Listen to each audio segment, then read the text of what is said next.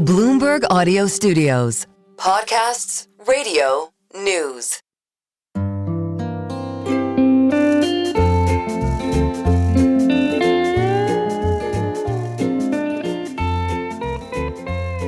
Hello and welcome to another episode of the Odd Lots podcast. I'm Tracy Alloway. And I'm Joe Weisenthal. Joe, there's been this very long running now, it feels, conversation about the health of the American consumer. Yes. You've seen all that commentary, right?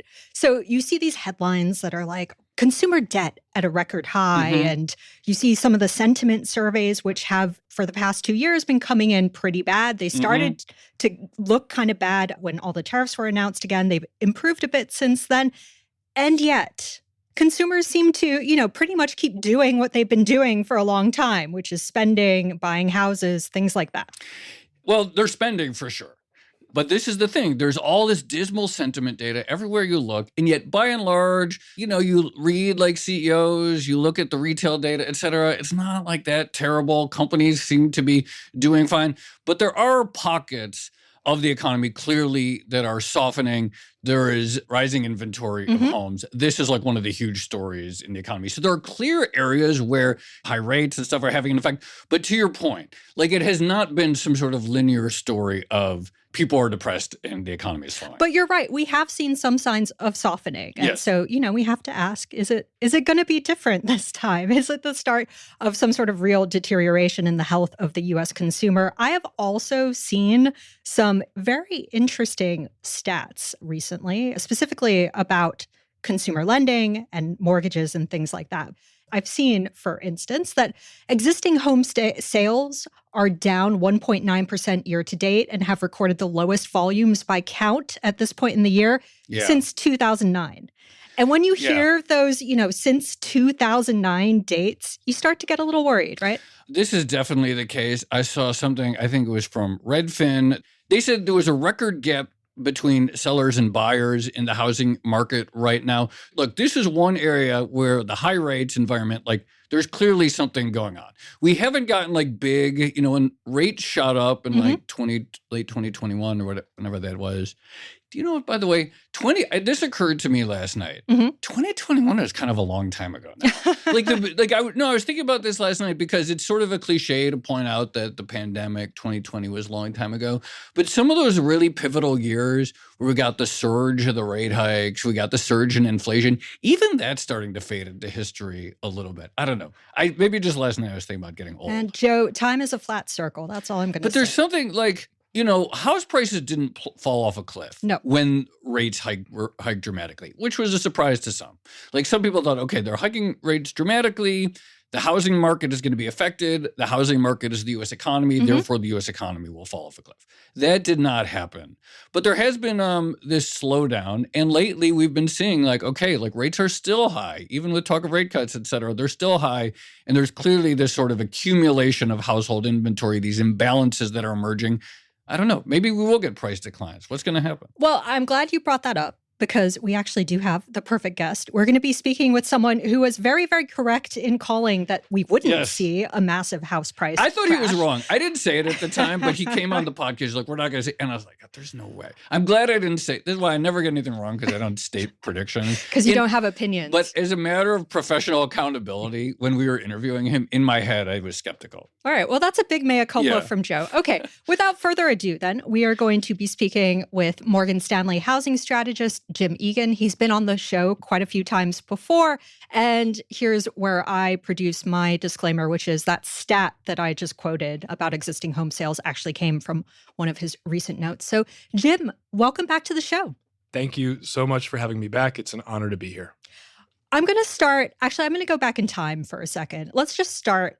Why has the American consumer been so resilient? And it's kind of funny because you see people even talking about it still. So we just had corporate earnings and there was this funny comment from the Amex CEO where he basically said, our card members say they don't have any confidence in the economy, but they keep spending, which is pretty funny to me. But why this strength? Yeah, so I think there are a number of different things driving the underlying strength in the consumer. We do a lot of work across our debt analysts in Morgan Stanley Research with our economists to kind of try to tie these positive macro numbers to some of the things we're seeing on a more micro level. And look, the unemployment rate, we're at 4.2%, very low unemployment rate. It's been low for a few years now. And on top of that, you've had an incredible amount of wealth growth. There's been volatility in markets recently, but whether it's home prices at record highs and the record amount of equity that homeowners, and 65% of Americans are homeowners, the equity that they have in their home, or the wealth they've been able to gain from appreciating financial assets, that's contributed to consumers' ability to spend. This tracks completely with me because I'm anxious about the state of the economy. I read all the headlines like everyone else. But, like I owned a home. I bought a home. I have my retirement account. It seems to be doing fine. Despite my anxiety, I don't think I'm like changing my behavior in any way. And I think another piece to that, when we think about just the consumer balance sheet, one of the statistics that gets quoted all the time is the just debt service ratios, the debt service to income.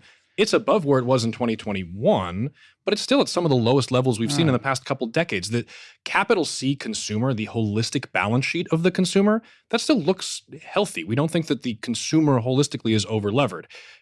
There might be some pockets of pressure, but we don't think they're in aggregate over-levered.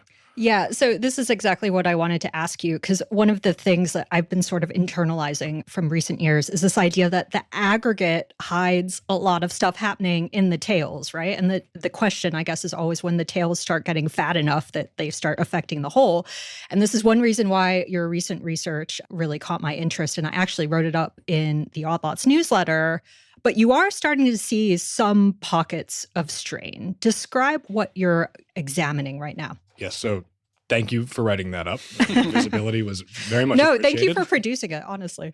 And I think what we're seeing, and this is something, as part of my role at Morgan Stanley, I work on the teams that look at auto credit within asset-backed securities, credit cards, all of those other consumer products. And one of the, I'll call it apparent contradictions that we were seeing was the macro consumer data that we were just discussing, incredibly healthy. Consumer keeps spending.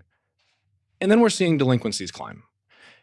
Delinquencies climbing with the unemployment rate as low as it was. That was something that we had been asked to explain a fair amount of times. We're trying to find better data to explain. And so the impetus behind that report was to kind of say, look, subprime auto delinquencies have been climbing to a point where they're higher now than they've been at any point.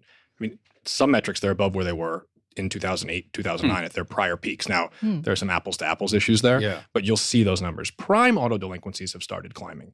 Unsecured consumer delinquencies are up. They're not at local highs, but they're up. And so from a pockets perspective, we are seeing a little bit of those delinquencies climb. I just want to explain the terms really quickly, but what's the official definition of delinquency? So delinquency, as we're talking about it here, is somebody who is 30 days past due on their loan.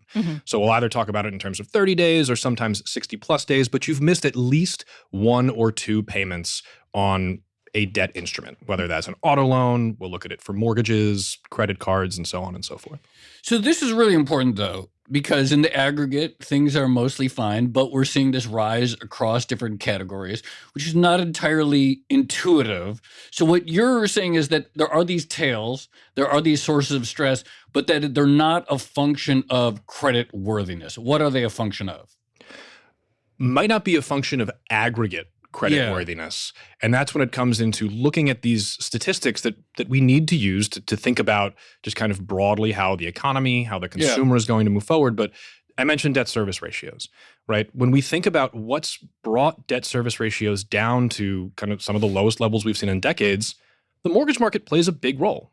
The largest piece of debt on any household balance sheet that owns a home is almost certainly going to be that mortgage. And the lock-in effect that we've heard in the housing market, that's a function of the fact that an overwhelming majority of mortgage debt in this country, 30-year fixed-rate mortgages. Most of those borrowers were able to take out that mortgage at historically low rates in 2020, 2021. The effective rate on the outstanding right now, 4%. Prevailing mortgage rates, 6.8, 6.9% as we're in this studio today. So when you think about 2/3 of the country are homeowners, their effective rates at 4% are dragging down that payment. Only 60% of homeowners even have a mortgage. So 40% own their home free and clear of any debt. They're not contributing to the numerator. And the 35% of households that are renters, Rents don't count as debt service in these equations. They're contributing to the denominator in terms of the income piece of this calculation, but they're not adding to the service piece, right? Or the debt service piece. And so that's all helping to drag this down and potentially missing a few pockets of specific borrowers that are under a lot more pressure than those aggregate numbers would suggest.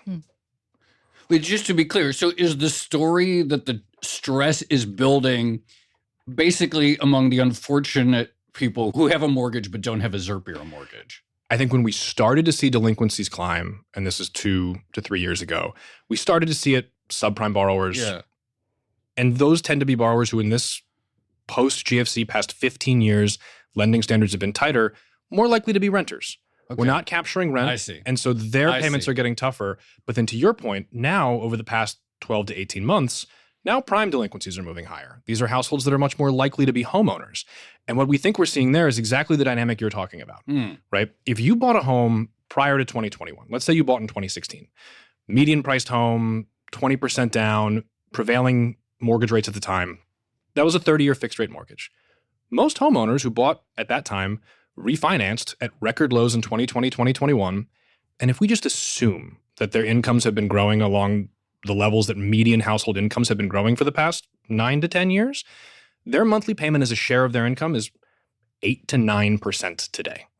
Anybody who bought before 2021, that median household, we think that payment is probably below 12%. If you bought in the past 3 years, as rates moved materially higher, your monthly payment as a percentage of your income, median household, probably 24 to 26%. This is like the most important state in the world. Yeah. This is like you have the haves and have-nots of renters versus homeowners, but you also have the have and have-nots in homeowners themselves. Yes, and so we think that the Joint Center for Housing Studies at Harvard, right, they have some great statistics on affordability, and they will qualify 30% of your income as the threshold for are you cost burdened on shelter. So 24 to 26%, we're not saying that those homeowners are cost burdened, but they're spending 2 to 3 times more of their monthly paycheck on that mortgage than somebody who was fortunate enough to buy prior to 2021, which you'd think has to be crowding out something. And maybe it hasn't been spending. That's clearly been the case from the data that we talked about earlier. But maybe it's these marginal payments on other debt service products.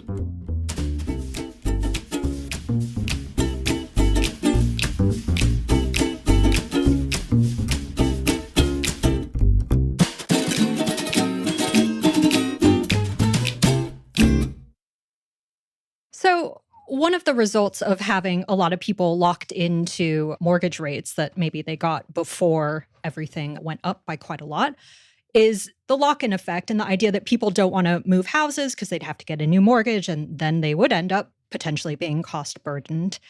And I'm curious if we're still seeing an impact from that particular, or as much of an impact from that particular dynamic, or are we at the point now where people are thinking like, well, maybe mortgage rates aren't going down anytime soon, and so I'm just going to bite the bullet and do something new? So if I were to take a 10,000-foot view and answer your question, the lock-in effect is clearly still playing a role. Right? If we look at overall inventory levels as a share of the outstanding housing market, the chart still looks like there's a typo given how low inventories are. But I can't sit here like I have been able to in the past and say we're at historically low inventories, right? We are starting to see, to the point that you're making, we are starting to see for sale inventory volumes move higher. Year over year, inventory volumes are up almost 18 consecutive months now, almost a year and a half. They're up almost 20% from those lows. And while that's still below where we were in the fourth quarter of 2019, below where we were when rates picked up massively and inventories kind of retrenched, that's still a pretty healthy increase where we're starting to see a little bit more supply come on the market here, despite the fact that the lock-in effect remains 250. Who's selling? Is it just eventually like, what is the source of the inventory? Is it that people who have needed to sell for a while are finally capitulating and you know what, I finally got to sell this house? Is it that there are some marginal buyers who have dropped out because they've been waiting? I don't know. Like, what is the source of this inventory? And this is the longest inventory growth since the GFC, right? It's the highest percentage change when I look at year-over-year growth, Okay. like what we just saw with the most recent data that came in. It's now the biggest it's been on a year-over-year basis since the GFC. It's also the second largest it's been in the history of the data, which goes back to the early to mid 1980s. Largest, what, streak? A year-over-year growth. Oh, okay. Like just in terms of Wow. how much we're up. Now, the question as to who is selling, I'd argue probably one of the more important questions in the housing market right now. Yeah. So it's a question we're trying to answer, but it's one that's a little bit more difficult to answer. We can identify at this point where the inventory is picking up more, right? You look in states like Florida, has some of the steepest increases.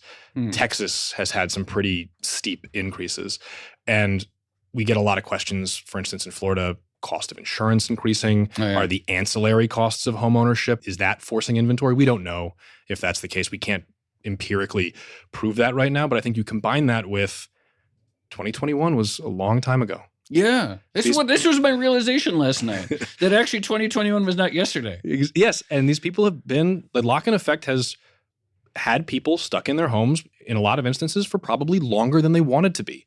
Growing families, both in terms of number of children as well as larger children, like just growing needs for more space. If those, for lack of a better word, if those dreams have been delayed, like maybe the realization that rates might not come down all that much, maybe it's time to do that. And home prices are up 50% since March of 2020. Like over the past 5 years, you have a 50% growth in home prices. That's insane. Like perhaps those homeowners with that equity might be just a little, like marginally more willing to list. Yeah, the economics make a little bit more sense. Yeah. Oh, this is very, Wait, can you talk a little bit more, since we're all about digging into the aggregate and finding the different tales here, can you talk a little bit more about the different pockets and geographical differences between what you're seeing in supply and home prices? Yes. So we've been trying to figure out what are the most, because we talk about home prices nationally.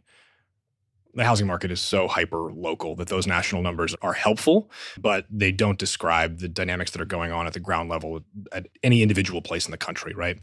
And so when we look at the growth in inventory, looking at it year over year, looking at it since the fourth quarter of 2019 before the pandemic started, you're seeing the sharpest increases in the South, right? Like you've seen it in Florida, you've seen it in Texas. A couple states that show up a little bit more on the year over year numbers are Colorado, North Carolina. When we look at the implications from a home price perspective, what we've seen to be more, at least statistically significant for now, are places where either those inventory levels are highest compared to the fourth quarter of 2019, which you have New Orleans, 11 of the top 14 MSAs from that perspective are in Florida or Texas. And that's where you're seeing softer year-over-year home price growth, or in some instances where you are actually seeing prices come down on a year-over-year basis. The other side of that coin is the Northeast. It's New York, it's New England, it's the northern Midwest. Those are places where inventories are still falling. Inventories are far shy of where they were in the fourth quarter of 2019. And to put all of these percentages into context, nationally, inventories are down, I believe it's 28% from the fourth quarter of 2019. So to talk about places where inventories are actually up relative to 4Q 2019, that is an outlier relative to national numbers. This conversation wasn't on the record, but I'm going to quote him anyway. I was talking to my friend Connor Sen, he writes for Bloomberg Opinion. Hopefully he doesn't mind me quoting him. We were talking about this phenomenon of the fact that inventories are very tight in the Northeast. And one of the things that he said was that, and again, I don't think he told this to me for publication, but maybe he's written about it. So I'm just going to take a risk that it's okay to quote him from a chat that I had with him. But I want to give him credit. But that there's this natural, longstanding migratory pattern in the U.S. of people moving essentially to the Sun Belt from the northern. And that the way he characterized it to me is like, imagine a university town in which suddenly for a few years, no one moves out of the town after graduation, how inventories would rapidly diminish. And that because of the lock-in, the mortgage lock-in, you're not getting the same sort of migration out of the cold areas to the southern areas. And so people are stuck in the cold areas, basically. And does that resonate as a reason for why vacancy rates would be very low or inventory rates in the Northeast would be very low right now? So from the data that we've looked at, his comment around the migratory patterns, they didn't start in COVID when people moved to the Southeast. They were happening before that. Yeah, that's right. Yeah. That makes sense to me. I don't have the specific numbers to completely agree with that as a research analyst on air. But what I can say as well, which could be contributing to that, we've talked demographics in the past. Yeah. And one of the underlying trends in the housing market has been the fact that we're now at a place where over 1 out of every 3 homes, over 33% of the housing market, is owned by people over the age of 65. And when you look at where, yes, there's Florida and there's Arizona and there's South Carolina, but when you look at where they're more concentrated as a percentage of the housing stock in particular, it's in the Northeast. It's in New York. Yeah. It's in New England. And we've rerun this analysis post the pandemic. Their tendency to age in place has continued to get more and more prevalent. So I think you combine some of these trends and this is what you're left with. Yeah. The Northeast is nice. I'm just going to put that out there.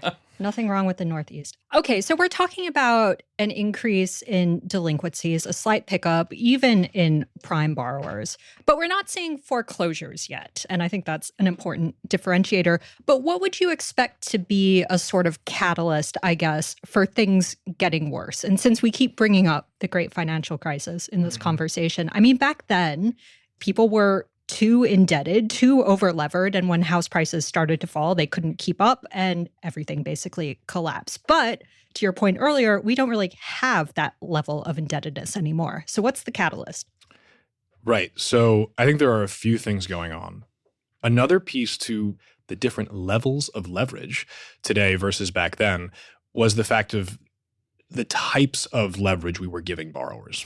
According to data from, I believe it's the FHFA, 92.5% of mortgage balances in the country right now are fixed rate. Most of those are 30-year fixed rate.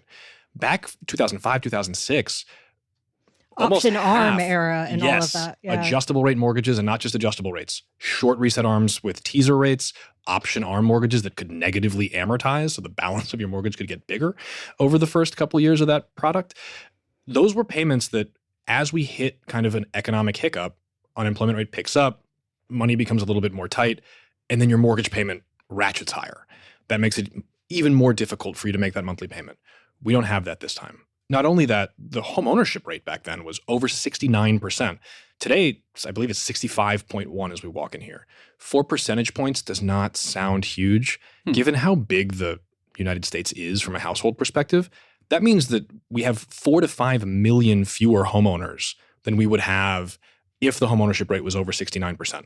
So your marginal homeowner is a lot cleaner from that perspective. That they're not necessarily going to see, certainly not going to see that changing mortgage payment that's going to drive things there. And because of our experience 17 years ago now, mortgage servicers have a much more varied toolkit at their disposal to prevent, we'll call them foreclosure mitigation options, modifications and the like. Loan workouts, basically. So it's difficult for us to foresee a place where mortgage foreclosures pick up too significantly in the forecast horizon. Could we see national home price declines? We could. We're talking about inventory increasing. Demand has not increased alongside inventory. Affordability is still very, very challenged. And I mean, we mentioned 1.9% decrease year to date from an existing home sales perspective. As supply increases and demand stays flat, sometimes it's just as simple as looking at the supply and demand piece. We've started to see home price appreciation decelerate, 4.1 to 3.4% just over the past 2 months. 25%, a quarter of the largest 100 MSAs in the country are already seeing home price declines. I don't think it's out of the realm of possibilities for this imbalance of supply and demand to take us through 0%. I think that what we're talking about from how healthy mortgage credit is, the locked-in home buyer doesn't need to sell at lower prices. I don't see a true home price correction. That's not in our base case. That's not in our bear case. But we do have a bear case of negative 3% home prices by the end of this year. Base case is +2. It's decelerating from here. It's slowing growth, but it's still positive on the national level. But I think there is a realistic bear case where we go below 0%.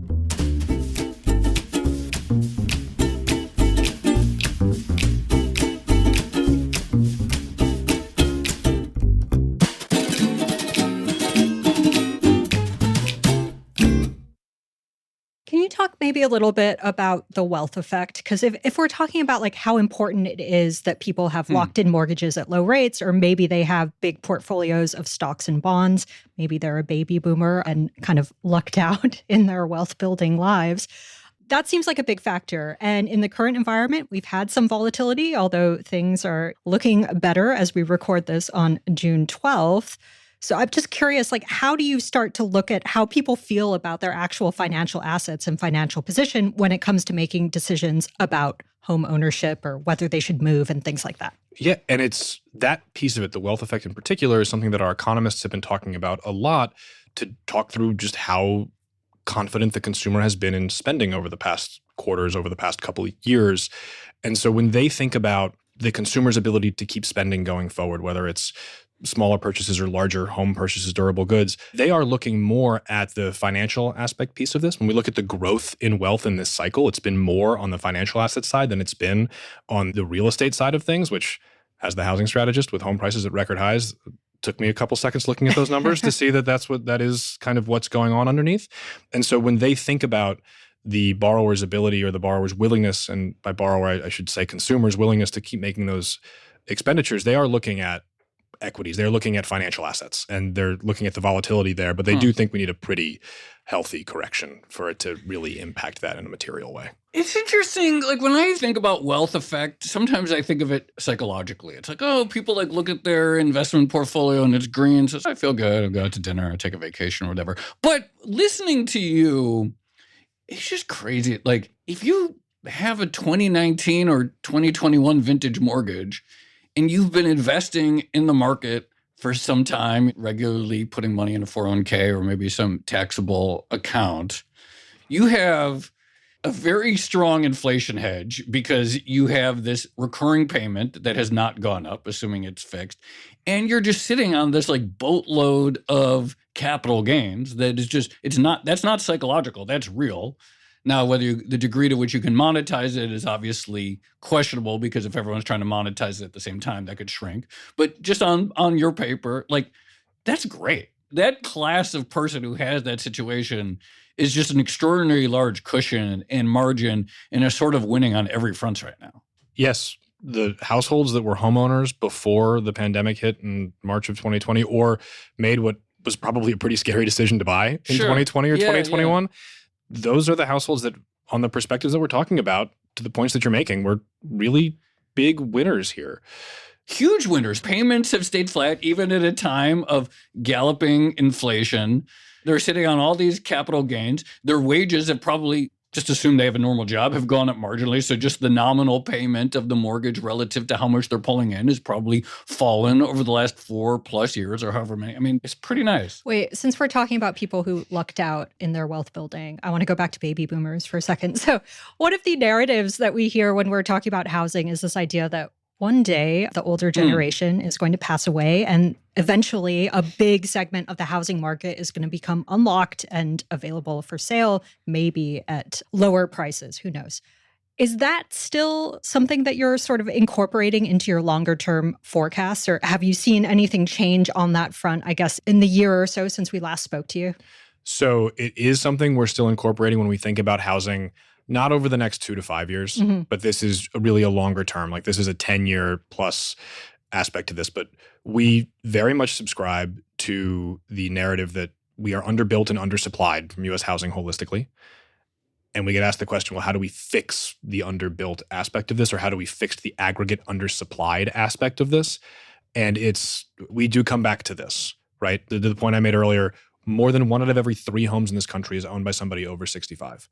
From 1980 through 2012, that was 25%. It was effectively flat. It's increased pretty significantly. It's very regionally concentrated where those homes are owned.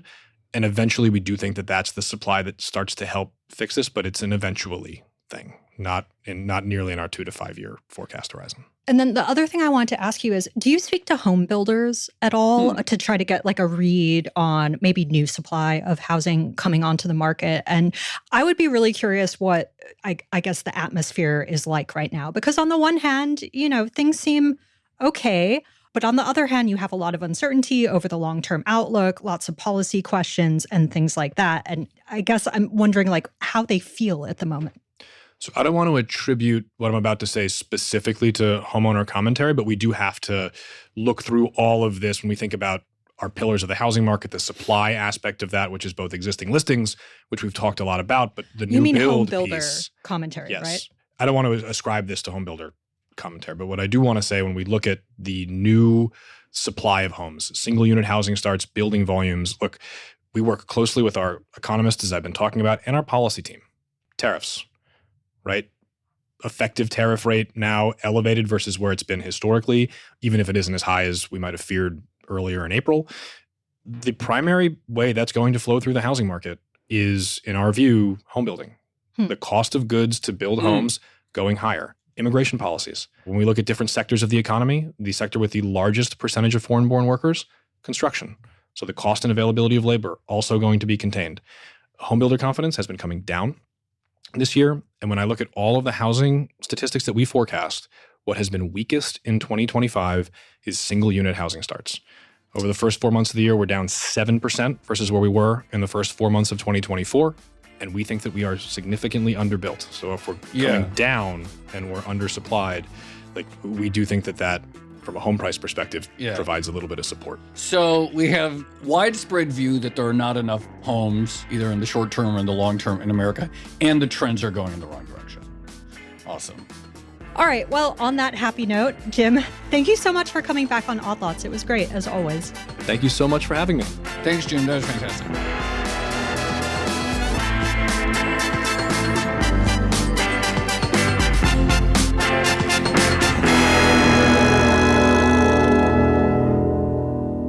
Joe, that was such an interesting conversation, and I always enjoy hearing from Jim. One thing I really like is that he has all the numbers like in his head. He's not looking anything up when we talk to him. He's just, I guess he thinks about them all day, every day, and so he remembers them. But I gotta say, like, the number that sticks out to me is that variation between someone who bought their house in 2016 versus someone who bought it in 2024, and I guess it's 8% versus 26% of their housing costs, something like that. That is just insane. Tracy, I'm on the website knowyourmeme.com right now because I am looking for the source of that meme of the girl whispering in the ear of the other girl. And I just keep imagining it's like... He has a mortgage rate that he bought in 2016. He has a ZIRP-era mortgage. But I always knew that intuitively. By the way, it came from the movie Aquamarine, which I had literally never heard of. And one actress... I didn't know that. Yeah, I didn't. And an actress named JoJo... No last name, is whispering to Emma Roberts. Anyway, I just thought I would say that now since I'm on the page and maybe people would find that to be useful. But I did not appreciate of course I sort of intuitively understood that if you had locked in a mortgage at some point in the 2010s or really nailed the timing in 2020 or 2021, that was great. But I don't think I had quite appreciated just how massively that gap is. What is the prospect of that going to change anytime soon? There's going to be these two, this sort of division in society where it's A, you have a lot of people living in homes and they don't have a mortgage because they're old and they've aged in place. B, then the lucky people who have this mortgage hedge, and then everyone else. Everyone who rents. Or because they had to buy in 2024 or 2023 because for whatever reason. And now they're paying a massive amount of their income in their mortgage payment. But I do think this is also a really great example of why it's important to look beyond the aggregates and the sort of, single average number and kind of dig into the tails. So. Well, just on this point too, a lot of scare headlines or scare posts on Twitter. It's look at this surge in delinquencies or whatever, or worse since 2008, 2009. And we sort of touched on this. One of the things that I do think is important to note, and Jim mentioned, you have to be careful with apples to apples comparisons, is that some of these effects can be magnified, not because there's a massive deterioration in creditworthiness, but because there was so much extension of lending during the boom time, et cetera. You sort of have to be careful with some of these statistics because things can change a lot for different reasons at different times. Anyway. No, the home ownership market is structured very differently really different. to what it was in 2008. Oh, we should have asked about the GSEs and Fannie and Freddie. Oh, well, maybe next time. We'll do that next time. Shall we leave it there for now? Let's leave it there. This has been another episode of the Odd Lots podcast. I'm Tracy Alloway. You can follow me at Tracy Alloway. And I'm Joe Weisenthal. You can follow me at The Stalwart. Follow our producers, Carmen Rodriguez at Carmen Armin, Dashiell Bennett at Dashbot, and Cale Brooks at Cale Brooks. For more Odd Lots content, go to Bloomberg.com/oddlots. We have a daily newsletter and all of our episodes. And you can chat about all of these topics, including housing, 24/7 in our Discord, discord.gg/oddlots. And if you enjoy Odd Lots, if you like it when we talk about the lucky homeowners versus the unlucky homeowners, then please leave us a positive review on your favorite podcast platform. And remember, if you are a Bloomberg subscriber, you can listen to all of our episodes absolutely ad-free. All you need to do is find the Bloomberg channel on Apple Podcasts and follow the instructions there. Thanks for listening.